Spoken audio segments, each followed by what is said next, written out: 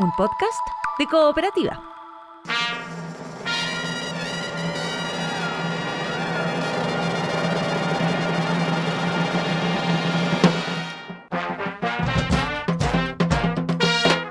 Hola, esto es Salud por la Historia, un podcast que reúne las conversaciones que hemos tenido durante ya varios años con el dramaturgo Andrés Kalavsky. Diálogos sobre los pequeños y grandes momentos que forman nuestra historia. Hablamos de música, de inventos, de creaciones y decisiones que cambiaron nuestra vida, de aventuras y descubrimientos, de heroínas, héroes y villanías. Este es un podcast para entender cómo llegamos hasta aquí y suena como un brindis. Salud por la historia.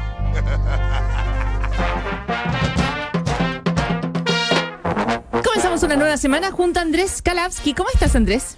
Vestido, eso es lo bueno. Aquí nos admite gente desnuda. Cambiamos la política hace poco, ya no más desnudos en Radio Cooperativa. Yo pensé que dependía de la gente. Yo pensé que esta exigencia de vestir era para mí. Para nada. Sí, hablemos de la Von Bix Mori, que es una polilla harto fea, la verdad, pero que el capullo en el que se envuelve la oruga, de ahí sale la seda. Así que el tema de hoy es seda.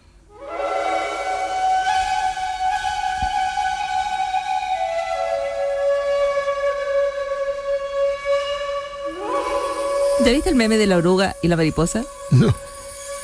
Hay una mariposa y una oruga tomando café. Ya. Y la mariposa le dice, es que estoy en terapia.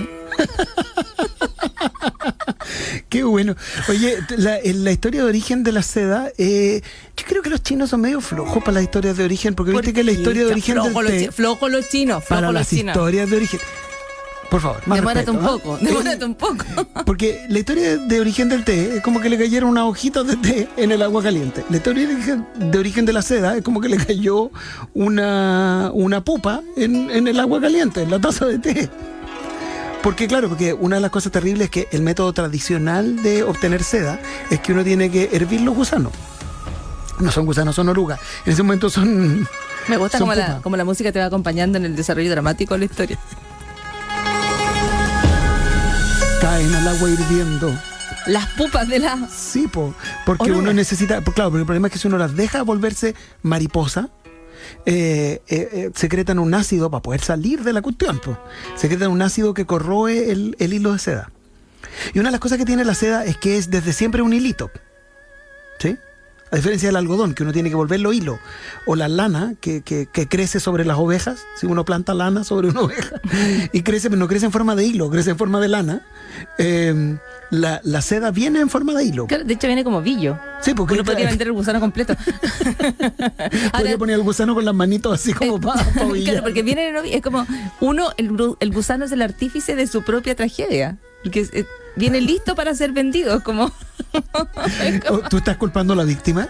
¿En eso estamos? ¿Tú estás diciendo que... Ya, pero te has ido muy rápido, porque en la historia de la seda, que a mí no me va a sorprender con esto de los gusanos, porque yo documentales te he visto en largas tardes viendo el cable, pero aquí hay una historia de cómo se les ocurre sacar la seda. Yo entiendo que aquí hay una emperatriz, como siempre, una princesa. De nuevo, pero esa es la historia de origen. Una princesa que dice que se le cayó un gusano en el té, y al sacarlo sale como un hilito, como que se le derrite el queso en el té. Y ahí se va dando cuenta de que ahí puede salir la seda. Ya. Pero esa es la historia mítica de origen.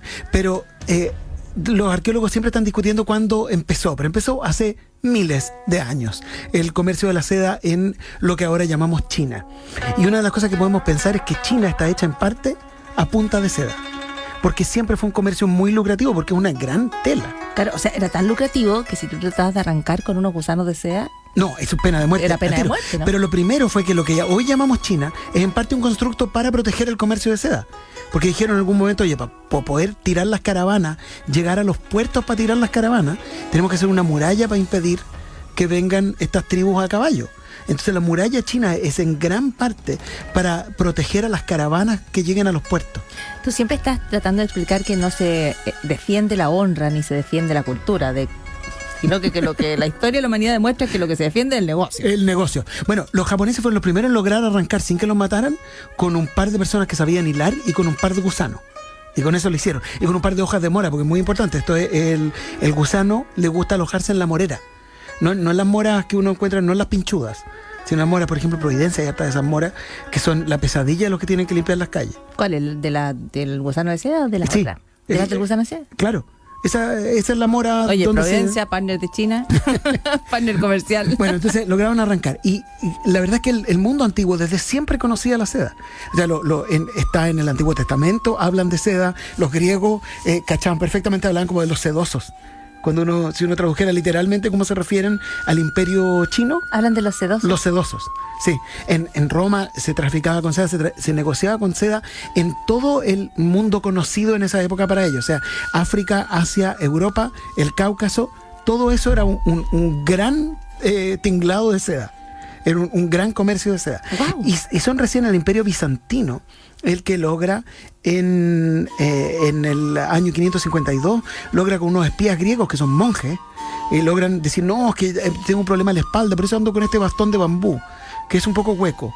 No tiene por qué revisar lo que tiene adentro. Logran pasar como el sac de China para afuera, sin que los maten, y logran meter gusanos de seda adentro de los bastones de bambú. O sea, tú dices hasta ahora, hasta el Imperio Bizantino, o sea, habían caído los romanos, sí, habían pasado por lo menos 800 años de un comercio establecido y poderoso de seda en el mundo, con los chinos manteniendo el secreto comercial de la seda. Un monopolio, dígalo con todo. Ellos tenían el monopolio de la seda hasta que entran los dos griegos disfrazados de monjes, todo tan enredado.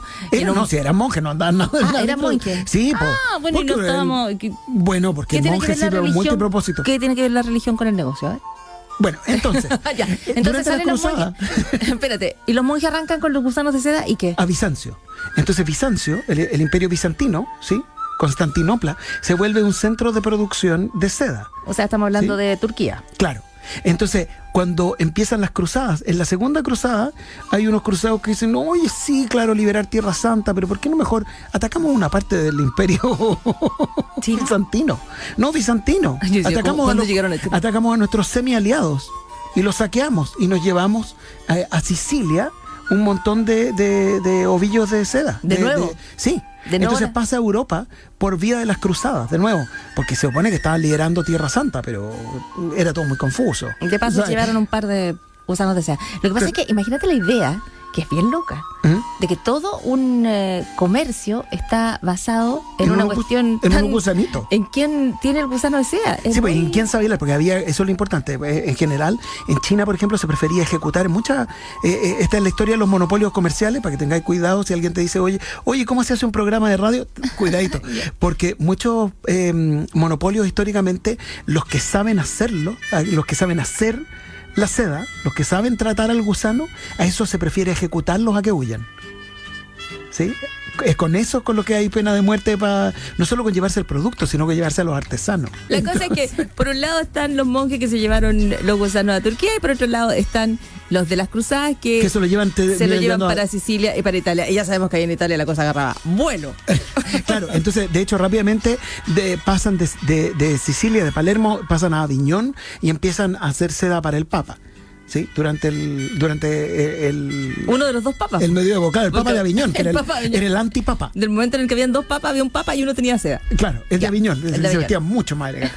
Bueno, entonces, ahora, la verdad es que en el siglo XIX hay una gran crisis de la seda, porque a partir de 1845 empieza a haber una plaga que empieza a matar a un gran porcentaje de los gusanos de seda. De hecho, la variante como silvestre del gusanito de la seda, que de nuevo no es un gusano, es una oruga, ya dijimos, está medio extinta. Porque, ¿y entonces quedan los otros? Quedan los que se usan comercialmente, pero se murieron casi todos en el mundo entre 1845 y 1865. Y entonces una parte del auge del algodón hilado mecánicamente, de la revolución industrial como la conocemos, una parte de los tejidos sintéticos está impulsado por la escasez de seda.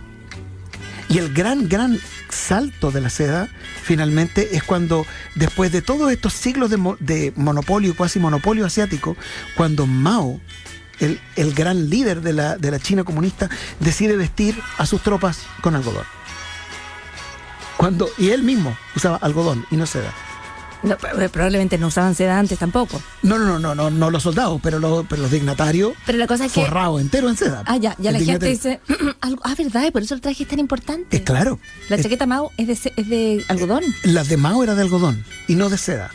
Después se hacen de seda, por supuesto, también, pero la de él es de algodón. Y eso es un gesto, porque dice, en el fondo, nosotros en vez de dedicarnos a la producción de seda, de bienes lujosos, nos vamos a dedicar a la subsistencia.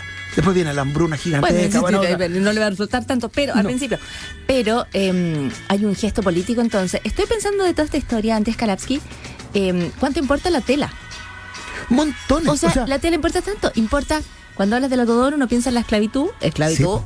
Para hacer tela. O sea, el canal de Suez, entre otras, que se abre en 1869, no poco se abre porque como se murieron casi todos los gusanos en Europa, necesitan conseguir más seda más rápido. Y entonces abrir el canal de Suez permite la mundialización del comercio de seda. Entonces, cuando uno piensa en cómo esta cultura, digamos, mediterránea se generó en parte porque llevaban seda iba y venía. O sea, somos todos hijos de la seda. Tipo. Hijos de la seda, hijos del algodón, o sea, hijos de monopolio, esclavitudes, desigualdades. Emprendimiento, creatividad. No te pongas pesado. ¿De qué andas vestido hoy? Algodón, te noto. Yo te iba a decir de persona. Ay, la textura capitalista, por definición. Anda en jeans. Yo te iba a decir que andaba vestido de persona, pero ya dudé. Porque mírame a mí, todo nylon. ¿De qué andas vestido? Yo me imagino que eso es como un disfraz, como ando de oso. Andrés Kalawski, la historia de que la tú seda. nacido corpóreo, eso es lo que pasa. No, yo nací corpóreo. Tú fuiste corpóreo, yo nací corpóreo. La historia de la seda y otras telas. Con gente de buena tela. Andrés Kalawski.